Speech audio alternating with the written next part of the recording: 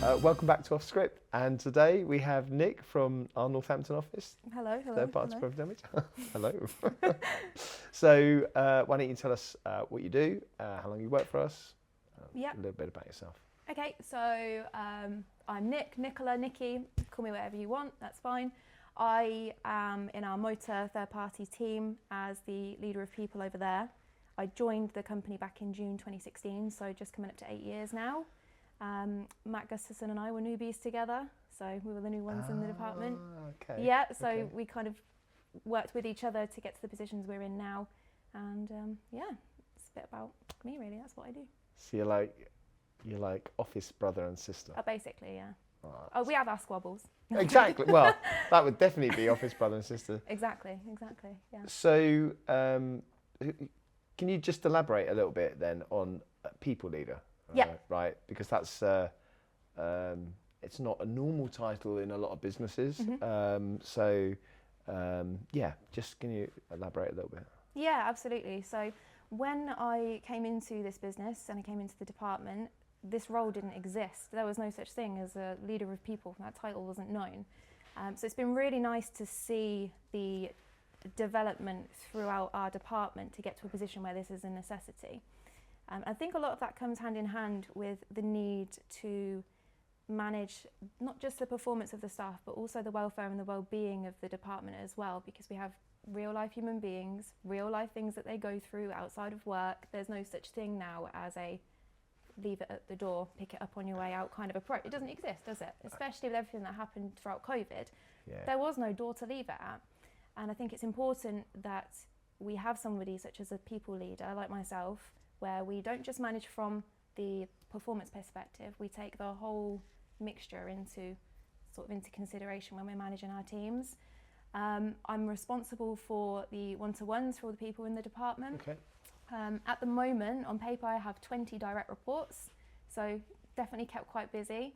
And my mission is to really manage the welfare, the well-being of the staff, and build a trusting relationship between team and manager to get us into a really good position where everybody's all in the same boat, everybody wants to play a part, but they don't feel shy away from talking about the real world things that they're going through. So it sounds like quite a fun job, actually. It's honestly, it's brilliant. No 2 days are the same, and I love it. Yeah.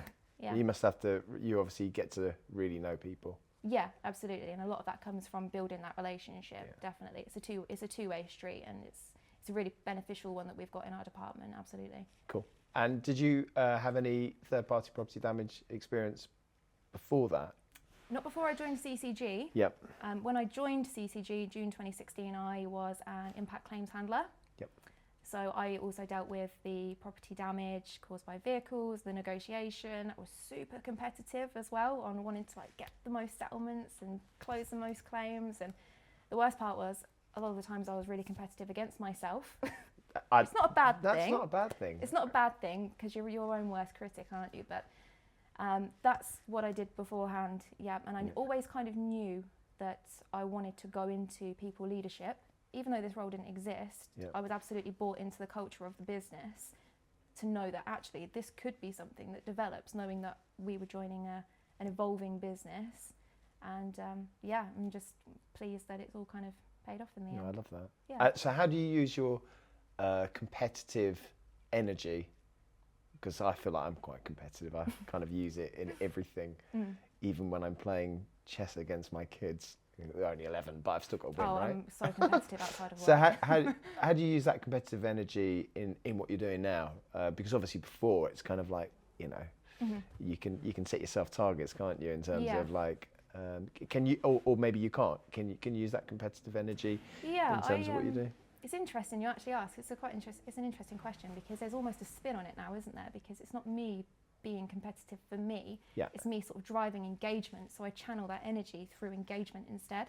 So we like to do every quarter, we try and get all of our team together and we'll do some team building activities. We'll get Rob Chilcott involved, and he's super competitive and he loves setting teams on missions like that. So we're always bought into that side of the business as well. And that's kind of what we like to do, just to try and drive engagement.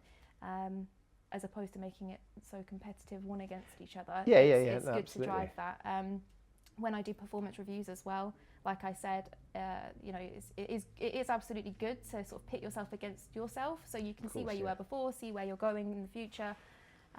When I do performance reviews with people, I've created this whole big graph on, this is how many cases you've closed off, this is how many you did last month, and it shows for the full financial year somebody's development in their role, so they can have a clear visual, they can see exactly what they've been doing. You get that information together? Yeah, I pull the data and I put it into like a bit of a fancier format for people to just be able to see. If I'm doing a face-to-face one-to-one, I can put it into a screen and show them. I can screen share it. It's just very easy to read. So yeah, I try and sort of drive that energy through other people more so than. Well, that's why I asked the question, because it's kind of like, it's a very useful tool. Obviously, you'd have to use it in a slightly different way. Which sounds really great. It's fun. It's great. I love it. Good. So beforehand, before you joined us, you don't do claims now, but you're in the claims/insurance industry, or like, is that something you wanted to do before here, or actually the whole people leader thing? Is that something you'd kind of envisage yourself going into? So my career path is a very weird and wonderful thing, right? We can swap notes. So is mine. It's a very weird and wonderful thing, because when I was younger, so I've been dancing for 27 years. 27 of my 30 years I've been a dancer. And what sort of dance? Just sorts, everything? Basically anything, yeah. Originally trained in ballet, tap and modern, then got into like commercial, street dance, all of that stuff. And I still dance now. Oh, wow. When you say dance, like on stage, performance, street? I'll do some teaching, I'll do performances, like all of that stuff, which is good, because with welfare and wellbeing, I know it's very important to have a cut-off from your usual work life. Yeah. Dance is that for me. That's why I find it so important. It's good to have like something positive to channel your energy into once you've sort of logged out for the day. 100%. So I always wanted to be a dancer. That was like my mission. I was like, I'm going to study at GCSE, I'm going to go to college, I'm going to get all the bells and whistles for dancing. And I got to a point when I was about 18, after I'd finished college, and I was like, you know what? I can't see that as a long-term career for me. I feel like I want something more that I can take through until I'm retired, right? Now, when I was at college, and also when I was at stage schools when I was younger, my nickname was the sponge, because I used to just absorb all the choreography, and people used to rely on me. They go, I can't remember what we did last week, Nick, can you help me? I'm like, all right then, this is what we did. And that's really good. People used to rely on me to help them understand or go over choreography in bits and pieces, and that's what I really like. I like being the helper. Yeah. And it was kind of at that point where I thought, I actually kind of like this. I could make this more of a career rather than the specific dancing. There are aspects of what I do when I perform that I could take with me into a career. And that's when I really started to think about leadership and people management and all of that stuff, and just wanting to be a helper, wanting to help people. So yeah, I still do my dancing as a hobby, as like a cut-off, as a switch-off, and as I like to call it, as a release from like stresses. But absolutely, the helper side of it in me is still very strong. I like the transition to that. Yeah. I've got so many questions about what you've just said there. So which drama school? I went to a place in Northampton that was called Chaplin Stage School. Okay. And then I went into another place called Unit 17, and then I went to Northampton College and did my BTEC Level 3 National Diploma Performing Arts Dance. Do you know I went to a drama school? No. Yep. Tell me more.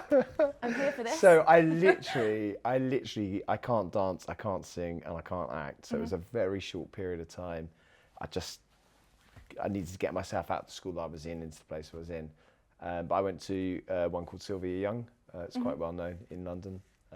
So you got really famous singers that have been there now, like Amy Winehouse, Rita Ora. Wow. Yeah, Leona Jeremy Lewis. Hyams, everybody. So literally, honestly, I can't. But I had to do tap, modern, and ballet as well for my year that I was there. Do you remember your riffs? I don't remember anything. All I remember is wearing these blasted jazz trousers and jazz shoes. Oh my gosh. And I have no idea why I'm admitting all of this. So my only dance that I've ever done for my claim to fame, and it makes me sound like I know what I'm doing, but honestly I don't, because it was the whole class and I really can't dance and I was kind of at the back. But we did the Children's Royal Variety Show. Oh wow. And the class, we did robotics, and I can't do robotics. But I was at the back so no one could see. So that's my claim to fame. I love that. We could set up a new branch of We're CCG, definitely couldn't not we? saying, if we are, I'm definitely not involved. That's my business pitch. We'll set up a musical theatre aspect of the company, and you can do the acting, I'll do the teaching, the dance. Listen, I think I mentioned before on one of my other shows, I'd actually love to dance. It's like one of those things that I feel that I just can't do, but I'd really, really love to do it. I feel like there's a potential dancer inside of me, but I don't know. The only person holding yourself back is you. I will go all people leader on you. I feel like you've just you've gone into work mode. You're the only person that's holding yourself back from that. If you want to do it, you go for it. Yeah. So swiftly moving on. I think I've shared way too much. Have you got any personal ambitions or any work ambitions coming up in the next year or next couple of years? Personal, I'm getting married next year. Congratulations. Thank you. Yeah. So the question is does Jay dance, and is he ready for like the if he doesn't dance and he's marrying a dancer, oh my gosh, I'm going to show would him be that massively. so nervous about the first dance. Yeah, and do you know what? I kind of hope he is. I'm honestly, I reckon we should just sack him off and I'll get the maid of honour in to do the first dance with me. Oh my gosh. I'm joking, no. You have to say that because he's blatantly going to see this. Oh yeah, he will absolutely watch this, yeah, so I have to stitch him up. No. When are you getting married? 8th of the 8th, 25. Amazing, congratulations. Yes, so thank you. Yeah, it'll be good. That's definitely the biggest sort of personal goal right now, is a massive one. Saving for the wedding. They are not cheap. Do you know what I did when I got married? I was just thinking which one. That's another story. Anyway, I created a spreadsheet, and I thought, right, and this will appeal to you, especially coming from the department that you come from, right? A spreadsheet, and I got all the costs of everything that the listed price, and then I put all the costs of what I negotiated, and even if it was just like £1 or £5, I put it down there, and I then calculated the total amount that I saved. And it was such a buzz. It made it really good fun. Just knocking them down. Yeah, 100%. Everything. The only thing that I negotiated absolutely on every single thing, flowers to the venue. The only thing I couldn't get was the quartet. That was, how do you say it? The harp and the violin. The quartet. That's the quartet. Yeah, couldn't negotiate anything on that. It was anything. That's why we have a claims business, isn't it? Right. Well, exactly. So, I want to see that spreadsheet. Okay, yeah, that's fine. I'll put that on my to-do list. Cool. Yeah. So, have you got any questions for me? Please, let's not make it any more about dancing. No. Okay. Yeah. Can you show me a 5-beat riff? No, I'm joking.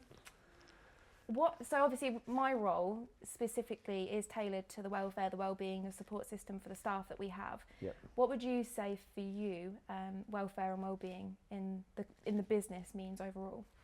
Well, it's critical, right? Because, in order to have a team generating great service, people need to be the best versions of themselves. Yeah. And if they can't be the best version, if they don't feel like they're that person when they're coming into work, then they're not going to be able to sort of really, service our customers the way that, we want them serviced. So, as a business, it's incumbent upon us to make sure that everyone is, the best versions of themselves as they can be. Yeah. Which isn't necessarily, always, tip top. But it's about just making sure that we support people and they are the best versions of themselves. And that can be brought out in lots of different ways. But without people, it doesn't matter how good your technology is. It doesn't matter how good your offering is. The business just simply fails. It's just not a business. So, yeah, it's critical. It's a key component. Yeah, I agree. I think that's definitely my angle is, we have in motor, we've got myself, who's the people leader, and we've got Elizabeth Lewis, who's the operations manager. we work hand in hand to kind of support both of those areas, the operational side of the business and the people side of the business. I think one or the other, if you lose one, it could fail. So it's important to have a hand on both, definitely. That's a great question. Right, and now the question that I think the part I dread most. Yeah, I'm a bit scared about this one. one. I am as well, because I never know what question's going to come out. Do you want me to grab one? Yeah, grab one. Yeah, but then the pressure's on me. I'm the one that's... Well, I can read it if you want. I don't mind. No, it's fine. Because I get a little bit more prep time if I read it. Right. Would you rather... Oh my gosh. It's not that bad. Would you rather have a pet dragon or be a dragon?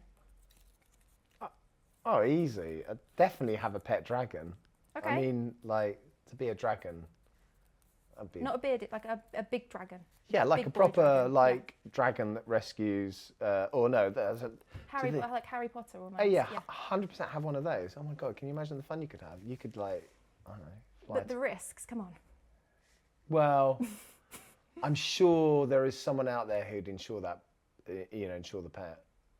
Like, because you can get insurance for anything now. Yeah, a dragon insurance, I'm not sure that exists. Yeah, I would suggest they're probably not a great guess for a wedding, but no, 100%. No. The barbecues, barbecues would be fun. They'd be quick, wouldn't they? They would be, yeah. It's woof, done. Oh, I don't know. I'm a bit of a softie, and I feel like if I was a dragon, people would be scared. And as funny as that probably would be, I think that's a really hard question. I will say have a pet dragon, because for the reason we just said, I think barbecues would be very, very quick, which is super handy. And yeah, I'm sure if big boy dragons were a thing, we probably could get some insurer to set us up and hook us up with it. Like, God, do us a favour. Who did these questions? I have no idea. That was a really hard one. Anyhow, it's been great having you on. Yes, thank you for having me.